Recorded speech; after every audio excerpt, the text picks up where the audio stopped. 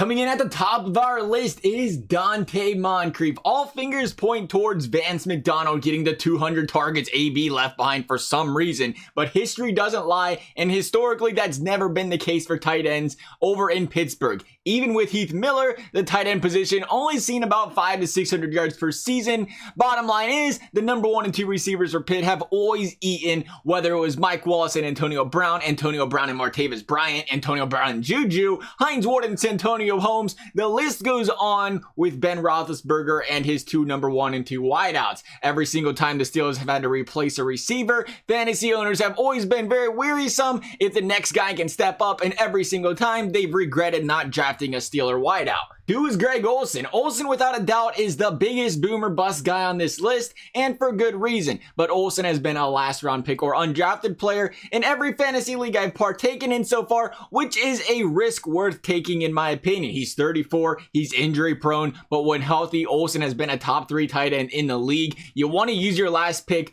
on either a handcuff running back, or you want to pick a player you think could break out in week 1 and you don't want to have to go out there and waste a waiver wire claim on. Greg Olsen is the latter half here. Worst comes to worst, you lose your last draft pick, but gain an easy drop when the next big stud comes across on waivers. Will Fuller. Will Fuller isn't the 69th ranked player because of his skill set. He is ranked 69th because of his inability to stay healthy. Before he tore his ACL, Fuller had ripped off 3 100-yard receiving games and 12 plus fantasy points in PPR format in 5 of the 7 games he played last season. Fuller and Watson have only played 15 games together, but in those 15 games, Fuller has 10 touchdowns. Other teams will always be following around Hopkins, and Fuller has thrived on that. Austin Ekeler. Who knows when Melvin Gordon signs a deal? It might be week 1, might be week 5, maybe it never happens. Frankly, who cares? Ekeler was getting 5-6 carries a game with Gordon on the field and has a clear role in the passing game with getting 53 targets and 400 receiving yards last season. Ekeler ended last season with 959 all-purpose yards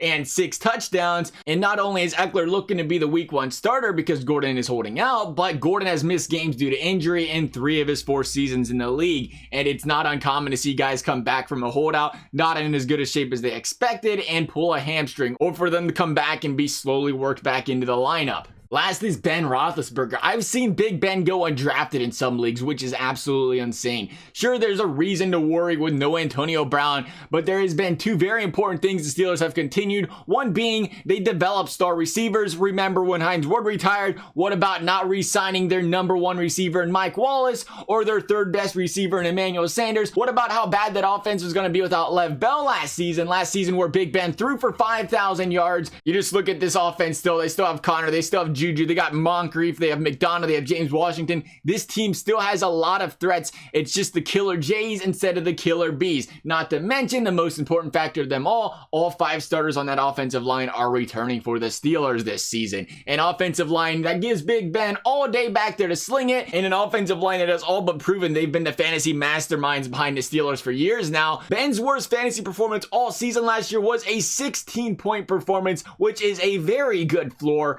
and he finished ranked 3rd among quarterbacks in fantasy. He won't repeat that from last season, I don't think, but the regression won't be near as bad as some are feeling right now. Big Ben still has the potential to be a top 5 quarterback without a doubt.